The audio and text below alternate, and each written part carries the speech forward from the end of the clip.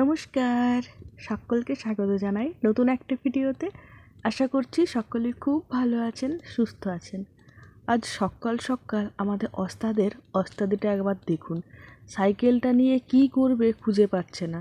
একবার ভাবছে সাইকেলটায় চাপবো, তারপরে ভাবছে সাইকেলটা নিয়ে শুয়ে পড়বো, তারপরে আবার সাইকেলটাকে জড়িয়ে ধরছে, আবার সাইকেলটাকে উল্টো দিক থেকে ঠেলে নিয়ে যাচ্ছে। কী যে করবে ঠিক বুঝে উঠতে পারছে না। মানে সকাল সকাল কাজ নেই তো খই ভাজ, এই আর কি হয়েছে। তারপরে সাইকেলটাকে রেখে চলে গেল মাথা চুলকে চুলকে। কী ভাবলো না ভাবলো জানি না। এই যে মায়ের পেছনে পেছন দুটো হাত মেলে যাচ্ছে, কোলে নেবে ভাবছে, কিন্তু ওর মা এখন ব্যস্ত, কোলে নিতে পারবে না। তাই ও আবার পেছন পেছন গান করে করে কী সব বুকে বুকে গান করে করে ঘর ঢুকে গেল। সুন্দর করে ঝাঁট দাও। আচ্ছা, এখন আবার দেখুন না, বেশ সুন্দর সেজে গুজে এসেছে, প্যান্ট পরেছে, নতুন জুতো পরেছে, হ্যাঁ। তারপরে এই যে ঝাঁটাটা নিয়ে রাস্তায় ঝাঁট দিচ্ছিল। তো আমি ওকে ডাকলাম, বললাম রাস্তায় ঝাঁট দিতে হবে না, এইখানে এখন তো ওই পাতা ঝরছে, পাতা ঝরার সময়। তো সব সময় না প্রচুর পাতা পড়ছে এই জায়গাটাতে, প্রচুর গাছ আছে, মানে আম গাছ আর পেয়ারা গাছ। আম গাছই তো 3-4টা রয়েছে এইখানটাতে, আর পেয়ারা গাছ রয়েছে। সব সময় পাতা পড়ছে, ঝাড় দিয়ে দিয়ে যেন আলা ঝালা, মানে ক্লান্ত হয়ে যাচ্ছি। তো ওকে বললাম যে রাস্তায় ঝাড় দিতে হবে না, আমার এইখানটাতে অনেক পাতা পড়ে আছে, এইখানে এসে ঝাড় দাও। আজকে মনে হয় ওর ঠিকঠাক ঝাড় দেওয়ার ইচ্ছে নেই। দেখুন ঝাড় দিচ্ছিল প্রথমে, এখন আবার গেছে গাছটা ছিঁড়তে। আজ আমাদের সকলের বাড়িতে চিংড়ি মাছ রান্না হচ্ছে। আসলে সকালবেলা কাকু চিংড়ি মাছ নিয়ে এসছে, তারপরে বলল যে ওখানে চিংড়ি মাছ এনেছে, যদি নেবে তো যাও। তো বাবাকে বললাম, বাবা সঙ্গে সঙ্গে গিয়ে চিংড়ি মাছ নিয়ে এসেছে। সেই সঙ্গে রূপসার বাবাও ওখান থেকে ওই ক্যানেল পাড়ের বাজার থেকে চিংড়ি মাছ নিয়ে এসেছে। মোটামুটি আমাদের আশেপাশে আজকে সকলেই কিন্তু মানে সকলের বাড়িতেই চিংড়ি মাছটা রান্না হচ্ছে। পুরো পাড়া একদম চিংড়ি মাছের গন্ধে মোমো করছে। আর আমার তো চিংড়ি মাছের রান্নার ধরনটা একটু অন্য রকম। আসলে এটা আমার রেসিপি নয়, আমি বাবার কাছ থেকে শিখেছি, মানে আমার শ্বশুরমশাইয়ের কাছ থেকে শিখেছি। এটা তো আপনারা জানেন। আর এইদিকে দেখুন আর একজনের অবস্থাটা। খা খা। তেঁতুল ছাড়াচ্ছিল, খাবে ভাবছিল না কি জানি না, তারপরে ফেলে দিল, খাবে না, ওর মনে পড়ে গেছে সেই দিন টক লেগেছে। তো এই যে এখন নামছে, কি হলো এত মানে কম উঁচুর থেকেও নামতে পারছে না, কত বড় বড় উঁচু ওঠানামা করছে। হাতে দেখুন ওর দিদির চুড়ি পরেছে, ওর দিদির চুড়িগুলো এখানে ওর দাদা এনে রেখে গেছে, মানে খেলছিল এখানে রেখে গেছে আমাদের কাবলু। আর এখন এসে করে ও পেয়েছে, দেখুন চুড়িগুলো সব হাতে গুলিয়ে নিয়েছে, আর সেইগুলো যাতে হাত থেকে পড়ে না যায় কিভাবে দেখুন হাতটা উপর দিকে করে রেখেছে। তারপরে এইবার আবার বালতির কাছে গিয়েছে, বেশ কিছুক্ষণ এই বালতির কাছেও দাঁড়িয়ে আছে। ভাবলাম কি করছে, গিয়ে দেখি, দেখি ও বাবা চুড়িগুলো হাতে পড়ছে, তারপরে বালতির এই যে একটুখানি মানে গর্ত মতো রয়েছে ঢাকনাটাতে, আর একটা মানে উঁচু রয়েছে, এখানে দেখুন সুন্দর করে মানে হাতে পড়ছে, আবার ওই জায়গাটার মধ্যে ঢোকাচ্ছে। তো এটা একটা খেলা পেয়ে গেছে ও আর কি। এদিকে আমার চিংড়ি মাছ ভাজা হয়ে গেছে, মানে মশলার সাথে যেহেতু চিংড়ি মাছটাকে ভাজি, তো মশলাটাও খুব সুন্দর কষানো হয়ে গেছে, সেই সঙ্গে চিংড়ি মাছটাও ভাজা হয়ে গেছে। আর বেশিক্ষণ মশলা কষাবো না, আসলে মশলা খুব বেশিক্ষণ কষানোর পর যদি পুড়ে যায় সেও আবার সমস্যা। কি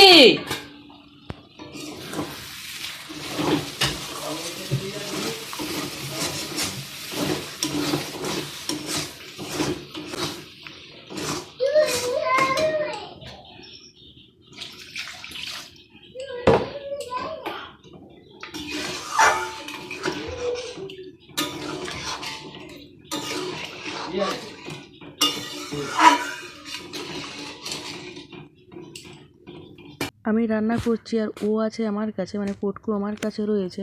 তো মোটামুটি একা একা খেলছে, ওকে দেখতে হচ্ছে মাঝে মধ্যে। তো খেলতে খেলতে গিয়ে এক জায়গায় বসে গেছে, সেখানে আবার পিঁপড়ে। তো পিঁপড়ে ওর পাছাতে কামড়ে দিয়েছে, সেটা ওর বলতে পারছে না, আর ও আউ উ করে বলছে, আমি বুঝতে পারিনি। তারপরে যখন হাত দিয়ে দেখাচ্ছে তখন গিয়ে দেখি ও বাবা, সে তো লাল হয়ে গেছে। তো তারপর একটুখানি চুলকে দিলাম, জল দিয়ে দিলাম, একটু শান্ত করলাম, তারপর ওকে বাড়ি দিয়ে আসলাম। আর এইদিকে চিংড়ি মাছের ঝোলটা অল্প আঁচে ঢাকা দিয়ে রেখেছিলাম, এখন ওটা তৈরি হয়ে গেছে, রান্না আজকের মতো শেষ হলো। তো রান্না বান্না করে এসেছি ঘরে, মানে বাসন কুসন সমস্ত কিছু ধোয়া, গ্যাস মোছা সমস্ত কমপ্লিট করে এখন ঘরে চলে এসেছি। ভাবলাম যাই একবার দেখি ঘরের কাজ কত দূর কি এগাচ্ছে। সকালবেলা একবার এসেছিলাম যখন ওরা কাজ শুরু করে, তারপর মাঝে আরেকবার এসেছিলাম, তারপর থেকে আর আমার আসা হয়নি। তো এখন এসেছি, এবার দেখি কত দূর কী করছে। এখন তো আর ওই দাঁড়িয়ে থেকে ওদেরকে বলে বলে দিতে হবে না যে কোনখানে কি করবে না করবে। এখন সোজা সোজা আর কি ওই দেওয়ালটা ওঠাবে, মানে লিন্টন ঢালাইয়ের ওপরে যতটা দেওয়াল ওঠার ওটাই তুলবে। তার মধ্যে এই যে কোনখানে কি ভেন্টিলেটর ছাড়া হবে এইগুলো একটুখানি বলে দিতে হচ্ছে, না হলে ওগুলোই আবার ভুল করে বসছে, উল্টো পাল্টা জায়গায় ভেন্টিলেটর ছাড়ছে। আর তাছাড়া মানে কোনো জায়গায় কম কোনো জায়গায় বেশি, গ্যাপ ভেন্টিলেটরের গ্যাপটা একটুখানি কোনো জায়গায় কম কোনো জায়গায় বেশি এরম করে দিচ্ছে। মানে কাজ যতই ঝামেলার নাই থাকুক, যতই ইজি কাজটা থাকুক না কেন, কিন্তু ওদের সামনে দাঁড়িয়ে থাকাটা সবথেকে ভালো। আর এখন যেহেতু দাঁড়িয়ে থাকার কেউ নেই, কারণ বাবা কাজে চলে গেছে আর শাশুড়ি মা তো বাড়িতেই নেই, আমি একা কোন দিকে কত করব। এই দিকে মানে যদি রান্নার জায়গাটা এখানে হতো তাহলে রান্না করতে করতে দেখা হতো, কিন্তু রান্নার জায়গাটাও আবার অনেকটা দূরে, সেখান থেকে আবার তাকালেই দেখা যাবে না, ঘর থেকে বেরিয়ে এসে দেখতে হবে, তো বিশাল ঝামেলা। হ্যাঁ, এইদিকে আজকে ওই এইদিকে পার্টিশন দেওয়ালটা হয়ে গেছে, তো এইবার দুটো রুমের মাঝখানে যে পার্টিশন দেওয়ালটা রয়েছে তার ওপরটা এই যে গাঁথছে, এইটাই করে মনে হয় আজকে পালিয়ে যাবে, আর করবে না। কারণ দেখলাম আর ইট টিট সেরকম মানে ছড়ানো নেই। এবার এই যে ইটগুলো এনে এখানে জড়ো করে রাখছে, এইগুলোকে হয়তো জল দিয়ে পালিয়ে যাবে। কি করবে বলা যাবে না। এই যে এই দেওয়ালটা আজকে করেছে, মানে সকাল থেকে আসার পর এই দেওয়ালটা করেছে। তো যা পাচ্ছে করুক, আর কি করা যায়। আমি আর অত মানে এত চাপ হয়ে যাচ্ছে না, মানে বিরক্ত লাগে মাঝে মধ্যে, কিন্তু বিরক্তি লাগলেও করার কিচ্ছু নেই। আর এই যে দেখুন এই দিকের দেওয়ালটা পুরোপুরি কমপ্লিট হয়ে গেছে, আর সেই সঙ্গে পেছনের দিকের দেওয়ালগুলোও কিন্তু হয়ে গেছে। পেছনের দিকের দেওয়ালগুলো আগে করেছে, তো এইগুলো আগে হয়ে গেছে। আর এই দিকের দেওয়ালগুলো এবার আস্তে আস্তে করছে, মানে আর কদিন টাইম লাগবে জানি না, তবে যদিনেই লাগুক না কেন, আমার আর কি আস্তে আস্তে করে দিলেই ভালো। আবার এই জানালাগুলোর কাজ রয়েছে, জানালাগুলো হয়তো আগামীকাল ঢালবে বা কিছু করবে, কবে যে কী করবে মিস্ত্রিদের সাথে কথা বলা যায় না। এই মিস্ত্রিগুলোর সাথে কথা বলাও মুশকিল, মানে একটা কথা 4 থেকে 5 বার জিজ্ঞেস করতে হয় তবে গিয়ে ওরা উত্তর দেয়, তাও খুব শর্টে, মানে একদম হ্যাঁ না, মানে যতটুকু না বললেই নয়, মানে বলতেই চায় না এইরকম আর কি। বিরক্তও লাগে কথা বলতে এদের সাথে। কোনো জিনিস জিজ্ঞেস করলে সঙ্গে সঙ্গে যদি বলে ঠিক আছে, কিন্তু বারবার জিজ্ঞেস করতেও বিরক্ত লাগে, সেই বলবে না, আমাকে আবার ফোন করে করে সব জিজ্ঞেস করতে হবে।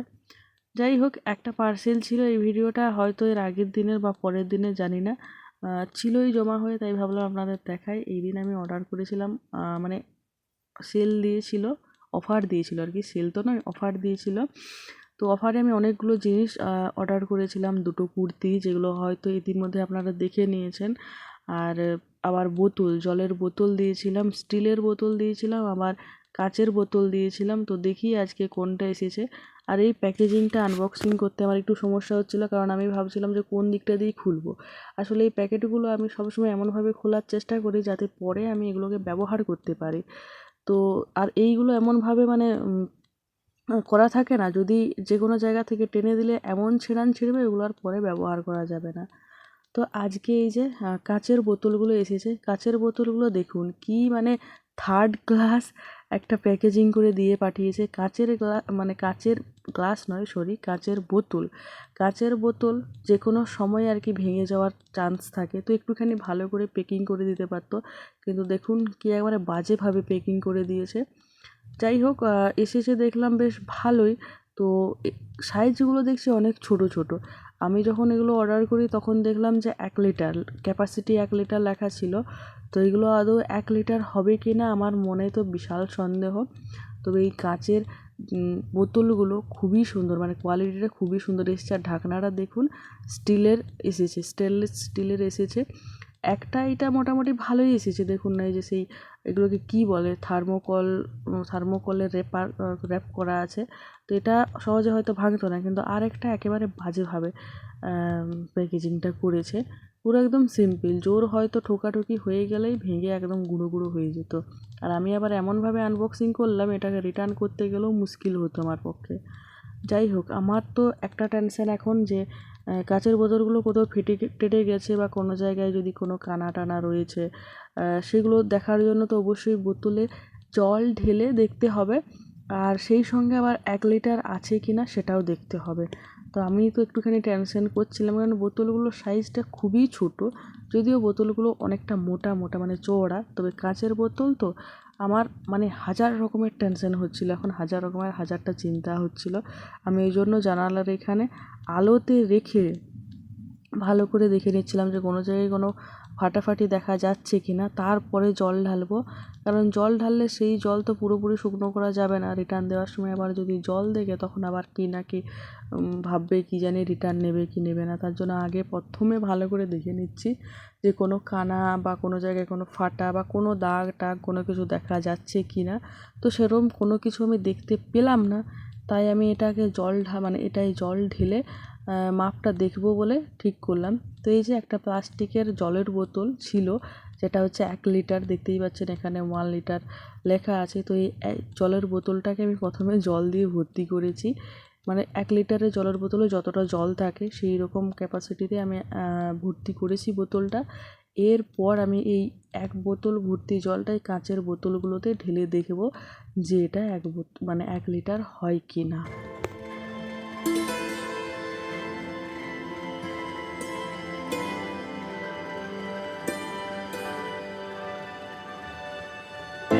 পুরো কিন্তু 1 লিটারেই রয়েছে।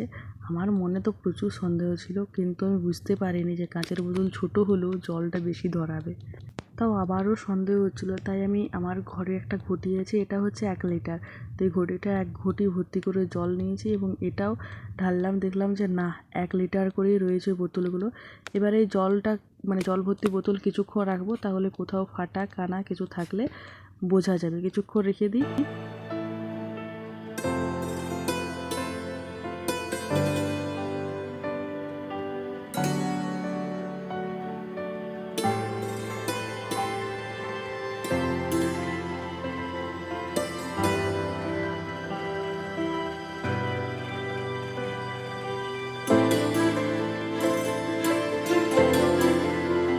তো দেখলাম যে না, কোনো ফাটা বা কোনো কানা কিছু নেই, জল টল পড়ছে না।